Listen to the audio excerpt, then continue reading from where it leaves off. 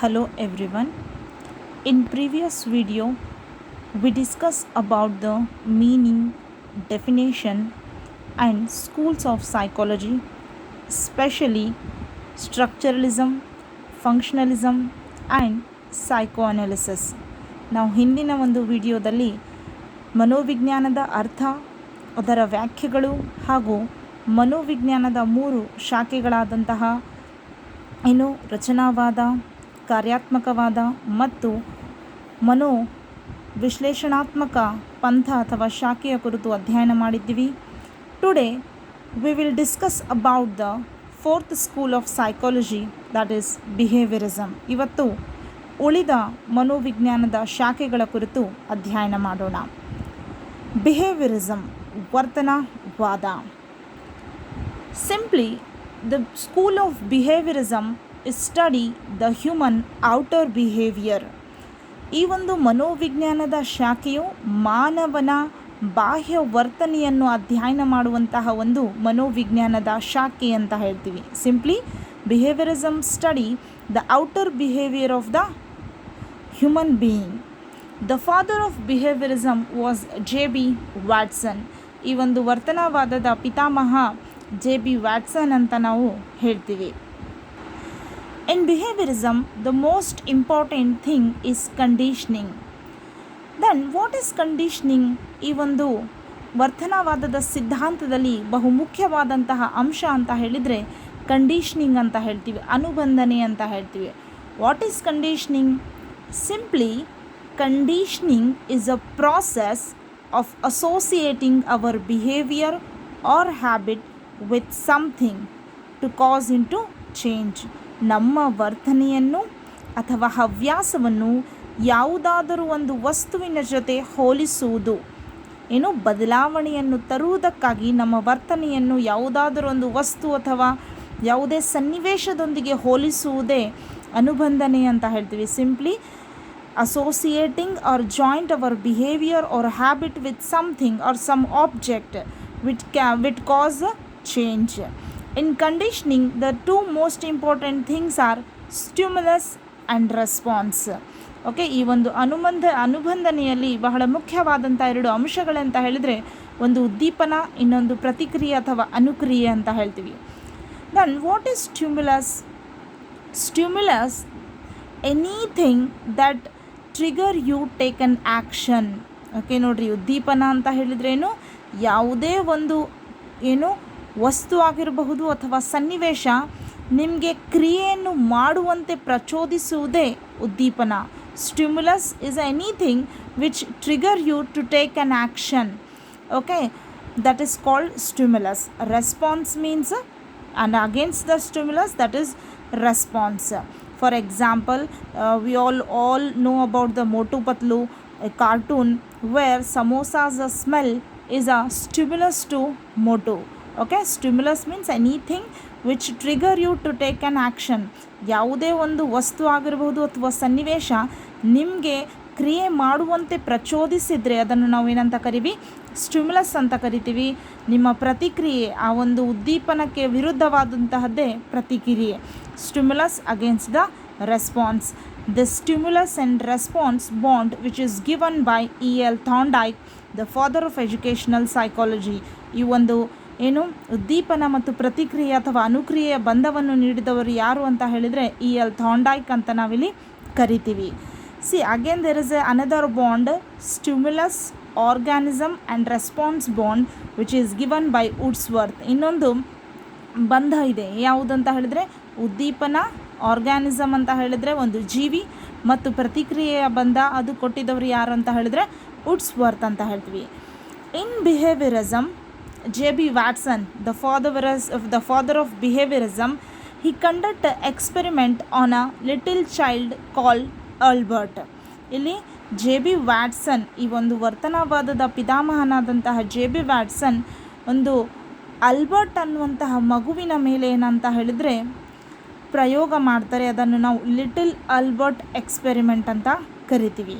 What is a little Albert experiment? C, first of all, before knowing this experiment you have to know about the conditioning and stimulus and response. Now only I told conditioning means associating our behaviour or habit with something to cause change.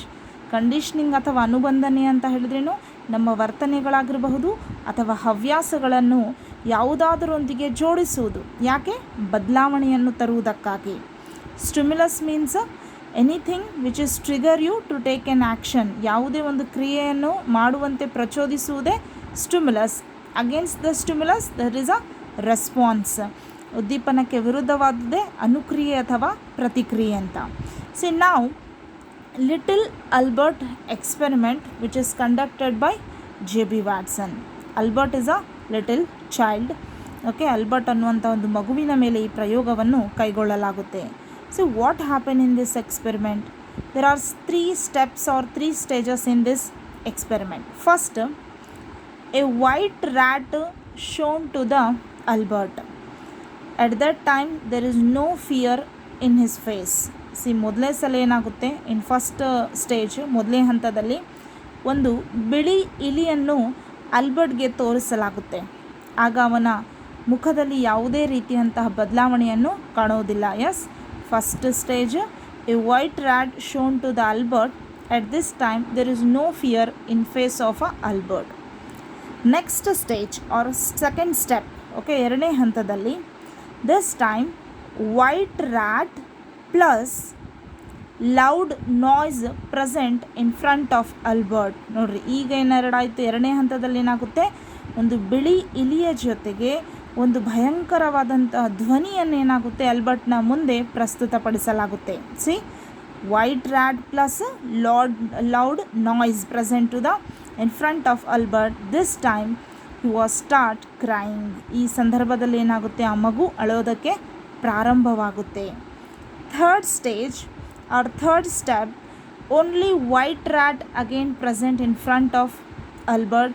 This time also he was start crying. ನೋಡ್ರಿ, ಮೂರನೇ ಸಲ ಕೇವಲ ಬಿಳಿ ಇಲಿಯನ್ನು ತೋರಿಸಿದಾಗ ಈ ಸಂದರ್ಭದಲ್ಲಿಯೂ ಮಗು ಏನಾಗುತ್ತೆ, ಅಳೋಲಕ್ಕೆ ಪ್ರಾರಂಭವಾಗುತ್ತೆ.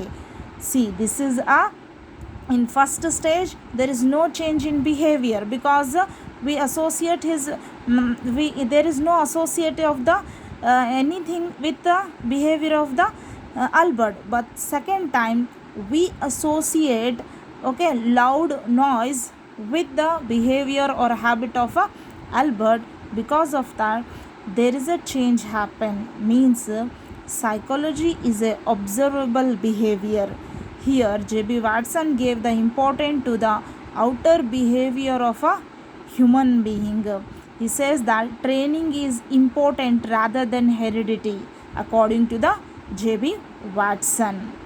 See, the most important behaviorist, ಪ್ರಮುಖ ವರ್ತನವಾದಿಗಳು ಯಾರ್ಯಾರು ಅಂತ ಹೇಳಿದ್ರೆ, Pavlov, who conducted the experiment on dog, Skinner, Thorndike, then Wordsworth, J.B. Watson. These are the behaviorists. See, in the behaviorism, the mind of a child is called tabula rasa. Okay, John Locke, who is a psychologist or philosopher, who says that the mind of a child, ಮಾನವನ ಮುಖ್ಯವಾಗಿ ಮಗುವಿನ ಒಂದು ಜ್ಞಾನ ಅಥವಾ ಒಂದು mind ಅಂತ ಹೇಳಿದ್ರೇನು, ಒಂದು ಬುದ್ಧಿಶಕ್ತಿ ಏನಂದು ಅದು tabula rasa means blank slate or empty vessel or clay. ನೋಡಿರಿ, ಮಾನವನ ಒಂದು ಅಥವಾ ಮುಖ್ಯವಾಗಿ ಮಗುವಿನ ಒಂದು ಮನಸ್ಸು ಹೇಗಿರುತ್ತೆ ಅಂತ ಹೇಳಿದರೆ ಅದು ಒಂದು ಕ್ಲೇ, ಜೇಡಿ ಮಣ್ಣಿನ ಮುದ್ದೆ ಆಗಿರುತ್ತೆ ಅಥವಾ ಒಂದು ಖಾಲಿಯಾದಂಥ ಬಿಳಿ ಹಾಳೆಯ ರೀತಿ ಇರುತ್ತೆ ಅಂತ ಹೇಳ್ತಾರೆ ಯಾರು, John Locke. Okay, John Locke, according to the John Locke, mind of a child is a tabula rasa, which means a empty vessel. We can feel anything, okay, good or bad things, positive or negative things, or it is like a clay. We can give any shape, okay, which can easily modify. Okay, this is called a tabula rasa. Who says that? John Locke. This is all about the behaviorism. Simply, in behaviorism, school of behaviorism, he gave the importance to the outer behavior of a human being. ಈ ಒಂದು ವರ್ತನವಾದದಲ್ಲಿ ಮಾನವನ ಬಾಹ್ಯ ವರ್ತನೆಗೆ ಹೆಚ್ಚು ಮಹತ್ವವನ್ನು ನೀಡಲಾಗುತ್ತೆ. Most important is conditioning, in conditioning stimulus and response. Next schools of psychology is a gestalt psychology. ನಂತರದ ಒಂದು ಮನೋವಿಜ್ಞಾನದ ಶಾಖೆ ಯಾವುದಂತ ಹೇಳಿದರೆ ಗೆಸ್ಟಾಲ್ಟ್ ಸೈಕಾಲಜಿ ಅಂತ ನಾವು ಕರಿತೀವಿ. See this gestalt is a German word. ಈ ಗೆಸ್ಟಾಲ್ಟ್ ಅನ್ನೋದು ಜರ್ಮನ್ ಪದವಾಗಿದ್ದು which mean an organised whole. ಏನು ಗೆಸ್ಟಾಲ್ಟ್ ಅಂತ ಹೇಳಿದರೆ ಒಂದು ವರ್ಗೀಕೃತ ಸಂಪೂರ್ಣ ಅಂತ ನಾವಿಲ್ಲಿ ಕರಿತೀವಿ. See okay, what is gestaltism? See, gestaltism gave the importance to the whole, okay, rather than the separate parts. When the human mind perceive the experience as a whole rather than the separate parts. According to the gestalt psychology, ಈ ಒಂದು ಮನೋವಿಜ್ಞಾನದ ಶಾಖೆಯ ಅನ್ವಯ ಮಾನವನ ಮನಸ್ಸು ಆಗಿರಬಹುದು, ಅದು ಏನು ಮಾಡುತ್ತೆ, ಅನುಭವಗಳನ್ನು ಸಂಪೂರ್ಣವಾಗಿ ಏನಾಗುತ್ತೆ ತೆಗೆದುಕೊಳ್ಳುತ್ತೆ ಹೊರತು ವಿಭಾಗಗಳನ್ನು ಅದು ಹೆಚ್ಚು ಮಹತ್ವ ಕೊಡೋದಿಲ್ಲ ಅಂತ ಹೇಳ್ತೀವಿ. It is gave important to the whole parts, not the separate things. ಅದು ಸಂಪೂರ್ಣ ವರ್ಗೀಕೃತಕ್ಕೆ ಹೆಚ್ಚು ಮಹತ್ವವನ್ನು ಕೊಡುತ್ತೆ ಹೊರತು ಬಿಡಿ ಭಾಗಗಳನ್ನು ಅದು ಮಹತ್ವ ಕೊಡೋದಿಲ್ಲ ಅಂತ ನಾವು ಹೇಳಬಹುದು. The father of the gestalt psychology is Max Wertheimer. See for example, this is a orange, okay, a whole orange or a full orange. ಇದು ಒಂದೇನು ಸಂಪೂರ್ಣವಾದಂತಹ ಕಿತ್ತಾಳೆ ಅಂತ ನಾವಿಲ್ಲಿ ಕರಿಬಹುದು.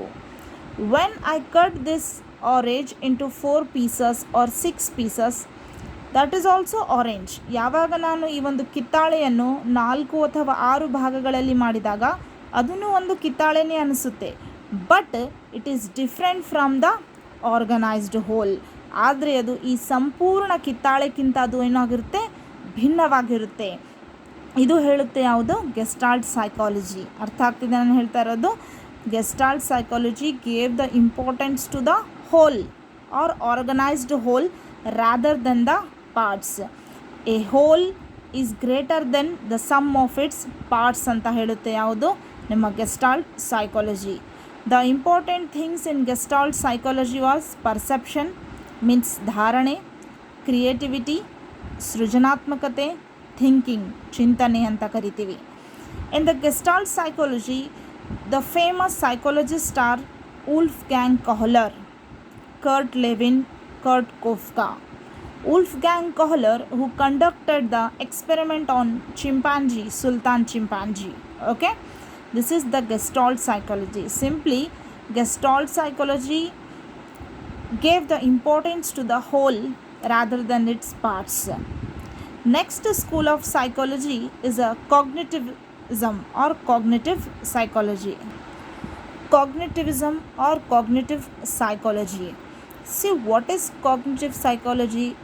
ಜ್ಞಾನಾತ್ಮಕ ಪಂಥ ಅಂತ ಕರಿತೀವಿ.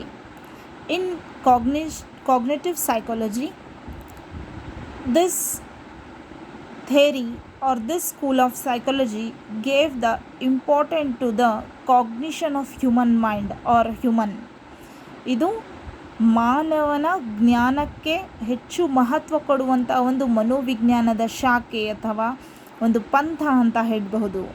Simply it study how the human mind work, ಯಾವ ರೀತಿ ಮಾನವನ ಮನಸ್ಸು ಕೆಲಸ ಮಾಡುತ್ತೆ, and it explore how it acquire, process and use the information. ನೋಡಿರಿ, first of all it study the how human mind work, ಮಾನವನ ಮನಸ್ಸು ಯಾವ ರೀತಿ ಕೆಲಸ ಮಾಡುತ್ತೆ, ಅಷ್ಟೇ ಅಲ್ಲದೆ ಅದು ಅಧ್ಯಯನ ಮಾಡುತ್ತೆ, ಅದು ಯಾವ ರೀತಿ ಮಾಹಿತಿಯನ್ನು ತೆಗೆದುಕೊಳ್ಳುತ್ತೆ, ಅದನ್ನು ಪ್ರಾಸೆಸ್ ಮಾಡುತ್ತೆ, ಪ್ರತಿಕ್ರಿಯೆಗೆ ಒಳಪಡಿಸುತ್ತೆ ಅನ್ನುವಂತಹದ್ದು ಅಧ್ಯಯನ ಮಾಡುವುದು ಯಾವುದು, ಕಾಗ್ನಿಟಿವ್ ಸ್ಕೂಲ್ ಆಫ್ ಸೈಕಾಲಜಿ ಅಂತ ಹೇಳ್ತೀವಿ.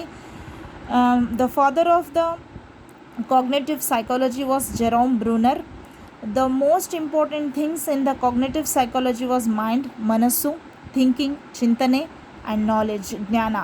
Okay, simply cognitive school of psychology study how the human mind work and how it acquire and process the and also use of the information.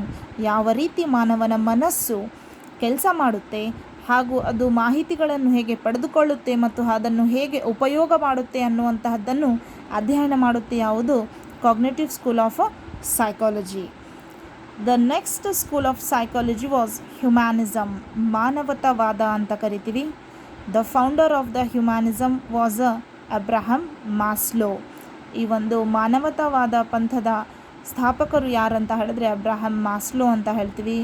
As you know, humanism means he gave the importance to human beings. ಇದು ಮಾನವರನ್ನು ಮಹತ್ವವನ್ನು ಕೊಡುತ್ತೆ. ಇದು the centre of attraction or centre point of this theory was a human. ಮಾನವನೇ ಈ ಒಂದು ಸಿದ್ಧಾಂತದ ಕೇಂದ್ರ ಬಿದ್ದು ಅಂತ ಹೇಳ್ತೀವಿ. Where he always think the development of the humanism all over the development of the human being.